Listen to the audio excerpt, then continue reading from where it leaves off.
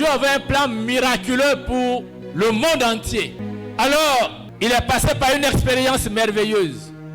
Il a choisi un peuple petit, un peuple constitué de 12 fils de Jacob, la tribu d'Israël. De façon souveraine, Dieu a choisi ce peuple, qui est son peuple.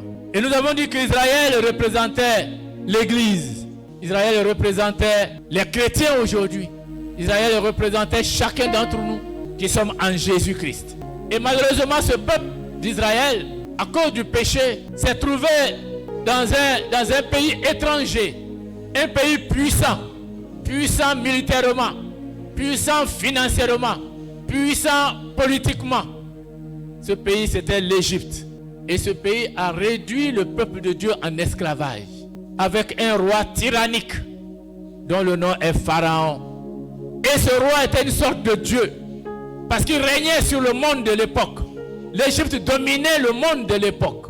Et Israël gémissait sous l'esclavage, criait sous l'esclavage, qui a duré, on l'a dit, 430 années. Dieu avait prévu 400. Malheureusement, l'ennemi a augmenté leur souffrance jusqu'à 430 années.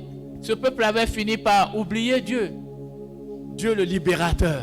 Ils avaient oublié Dieu le libérateur. Ils s'étaient accommodés à leur situation. Ils étaient dans une sorte de fatalisme, comme si on ne peut pas faire autrement, parce qu'ils ne voyaient pas par quel moyen quelqu'un pouvait vaincre ce pharaon qui était le Dieu de l'époque. Et nous avons dit que l'Égypte, c'est le symbole du monde. C'est le monde dans lequel nous vivons. Le monde avec son système économique, son système globalisant, son système dominateur. Mais le monde pervers, le monde séducteur, le monde avec ses propositions indécentes, le monde avec son iniquité, avec le péché qui assujettit tout le monde. Nous avons vu que les noirs, les blancs, les rouges, les jaunes, tout le monde était soumis au pouvoir du péché. Parce que la Bible dit que le monde entier est soumis à la puissance du diable. Donc l'église de Jésus-Christ, image d'Israël, est sous l'esclavage, est sous l'agression, la persécution de ce monde. Et le monde fait oppression sur nous chaque fois.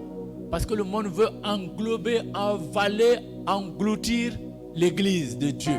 Pour ne plus qu'on parle de Jésus, qu'on parle de Dieu.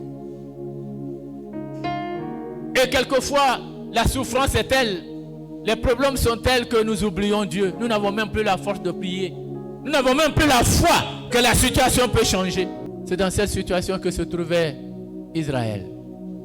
Et Dieu s'est rendu compte que s'il ne faisait pas quelque chose, le peuple qu'il s'est acquis serait détruit, avalé par le péché, par Satan, par le diable.